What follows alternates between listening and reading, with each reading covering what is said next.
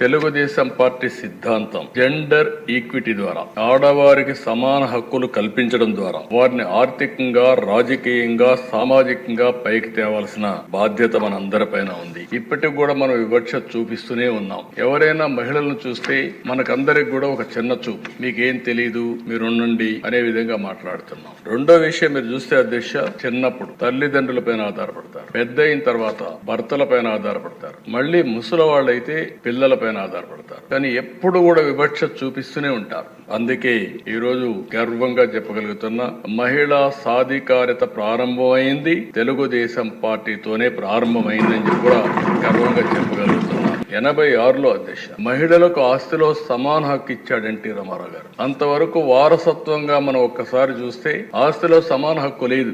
ఆడపిల్లలుంటే పెళ్లిళ్లు చేసి పంపించేస్తున్నాం, ఆస్తిలో హక్కు లేని పరిస్థితి తీసుకొస్తున్నాం, సెక్యూరిటీ ఇవ్వలేని పరిస్థితికి వచ్చాం. అది తీసుకొచ్చిన తర్వాత అధ్యక్ష డిమాండ్ చేసే పరిస్థితికి వచ్చారు ఆడబిడ్డలు. I'm proud to say that. ఎవరైనా సరే అది అయిన తర్వాత ఈ రోజు చూస్తే 40 ఏళ్ల ముందే తీసుకొస్తే 2005లో దేశంలో దీన్ని చట్టంగా తీసుకొచ్చారు, మహిళలకు ఆస్తిలో సమాన హక్కుని. అయితే మన రాష్ట్రంలో మనం అందరం గుర్తుపెట్టుకోవాల్సిన అవసరం ఉంది. తల్లికి చెల్లికి ఆస్తిలో వాటా ఇవ్వని వ్యక్తి నిన్నటి వరకు ఈ సభలో కూర్చొని ముఖ్యమంత్రిగా ఉన్నాడంటే ఏ విధంగా సభవో నాకైతే అర్థం కావడం లేదు. నేనేదో విమర్శించాలని విమర్శించడం లేదు. ఇచ్చిన వాటాల మీద కోర్టుకు పోయి అది కూడా ఇవ్వను అనే పరిస్థితి వచ్చారంటే ఇంకా ఆస్తిలో సమాన హక్కు మీద మాట్లాడడం గాని, మహిళల గురించి మాట్లాడే హక్కు అలాంటి వ్యక్తులకు ఉంటుందా అని అడుగుతున్నాను అధ్యక్ష. ఎందుకంటే అధ్యక్ష ఈ రోజు మనందరం ఒకటి గుర్తుపెట్టుకోవాల్సిన అవసరం ఉంది. రాజకీయాల్లో ఉండే మనం ప్రజలకు జవాబుదారితనం, మనం ఆదర్శంగా ఉండాలి. మనం ఆదర్శంగా ఉండి